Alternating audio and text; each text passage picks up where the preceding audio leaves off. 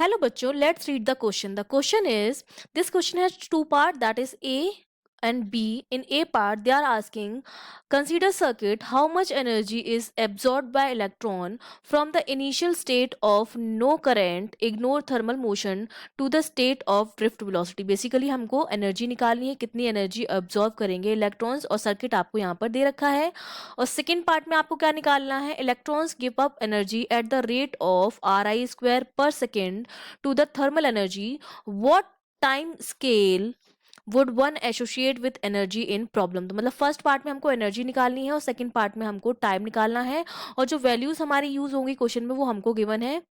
N हमको given है which is the number of electron per unit volume, जिसकी value 10⁻29 पर मीटर क्यूब है. लेंथ ऑफ सर्किट गिवन है जो 10 सेंटीमीटर है. क्रॉस सेक्शनल एरिया गिवन है जो 1 mm स्क्वायर है.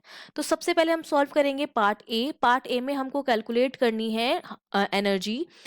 एनर्जी के लिए सबसे पहले हम कैलकुलेट करेंगे करंट को. करंट हमको पता है क्या होता है, V equals to I R, हमको ओम्स लॉ से पता है. तो आई की जो वैल्यू आएगी वो V अपॉन आर आ जाएगी. वोल्टेज हमारे पास कितना है, 6 वोल्ट है. और रेजिस्टेंस हमारे पास कितना है, 6 ओम है. तो हमारे पास करंट जो आ जाएगी 6/6, तो किसके इक्वल आ जाएगी, 1 एम्पियर के इक्वल आ जाएगी. ये हमने करंट कैलकुलेट कर ली है.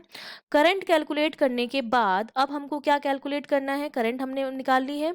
उसके बाद अब हमें पता है कि जो हमारी करंट होती है that is equals to NEA/VD, इसके बराबर होती है. जहाँ पर N जो है आपके नंबर ऑफ इलेक्ट्रॉन है per unit volume, E charge of electron है, A क्रॉस सेक्शनल एरिया है और ये ड्रिफ्ट वेलोसिटी है. तो यहाँ से मैं क्या करूंगी, ड्रिफ्ट वेलोसिटी की वैल्यू कैलकुलेट कर लूंगी, क्योंकि I तो मैं कैलकुलेट कर ही चुकी हूँ. तो जब ड्रिफ्ट वेलोसिटी मैं कैलकुलेट करूंगी तो मेरे पास कितनी आ जाएगी, I upon NEA. Value put कर दो. I की वैल्यू 1 एम्पियर है. N हमारा गिवन है 10⁻29 पर metre cube into charge of electron 1.6 into 10⁻19 and cross sectional area is given as 1 mm का स्क्वायर.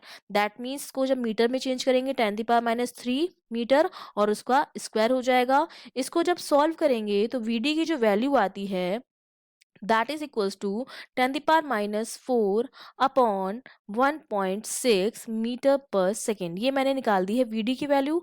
अब मेरे लिए एनर्जी निकालना इजी है, क्योंकि मुझे पता है जो काइनेटिक एनर्जी है that is given by half mv². ये हो जाएगा half m total mass and VD square. जो टोटल मास होगा हमारा वो हमारा क्या होगा, mass of electron into number of electron per unit volume. तो पर यूनिट वॉल्यूम को नंबर ऑफ इलेक्ट्रॉन करना है तो NaL हो जाएगा हमारे पास. ठीक है, तो नंबर ऑफ इलेक्ट्रॉन को एक इलेक्ट्रॉन का mass into number of electron, तो टोटल मास हमारे पास आ जाएगा. ठीक है, तो अब हमें केवल क्या करना है, इसमें वैल्यू पुट करनी है. तो हमारी काइनेटिक एनर्जी जो हो जाएगी that is equals to half into MT की जगह मैंने ME इंटू NEL लिखा था. तो M की जो वैल्यू होती है, ME जो होता है हमारा वो कितना होता है, मास ऑफ इलेक्ट्रॉन जो होता है हमारा that is equals to 9.1 into 10⁻31 kilogram. ये होता है. तो MT की जब वैल्यू रखेंगे तो पहले तो हम रखेंगे 9.1 इंटू 10⁻31 इंटू N की वैल्यू. N की वैल्यू हमने कैलकुलेट गिवन है 10⁻29 इंटू L हमको गिवन है. ठीक है, तो L की जब वैल्यू रखेंगे 0.1 हो जाएगी, 0.1 इंटू हमने VD स्क्वायर की वैल्यू भी रख दी है जो हमारे पास 10⁻6 हो जाएगी.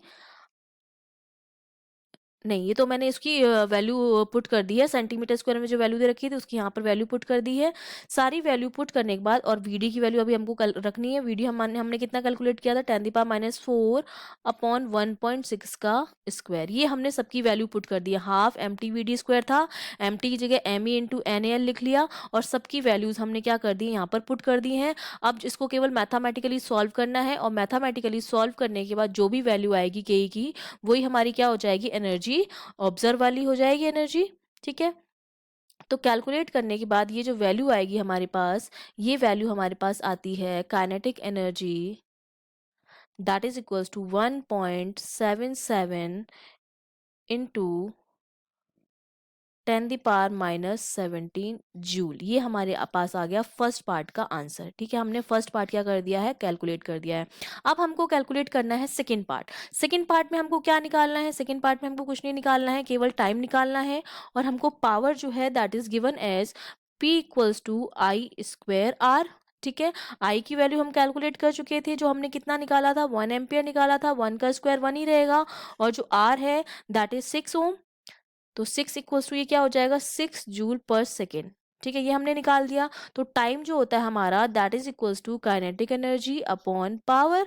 तो इसमें वैल्यू पुट करनी है। काइनेटिक एनर्जी की वैल्यू कितनी थी, 1.77 इंटू 10⁻⁻17, और पी की वैल्यू कितनी हमने निकाली है, 6 निकाली है। इसको जब कैलकुलेट करेंगे तो ये जो वैल्यू हमारे पास आती है, कैलकुलेट करने के बाद सिर्फ आपको इसको मैथमेटिकली क्या करना है, इसको अभी सॉल्व करना है। ठीक है, तो this is t equals to 2.96 into 10⁻⁻18, और ये हमारे पास कितना हो जाएगा, सेकेंड हो जाएगा। ये हमारे पास क्या आ गया, टाइम स्केल आ गई है। ये हमारा हो गया सेकेंड पार्ट का आंसर। ठीक है, तो हमने दोनों पार्ट्स के सॉल्व कर दिए। I hope you understood well. All the best.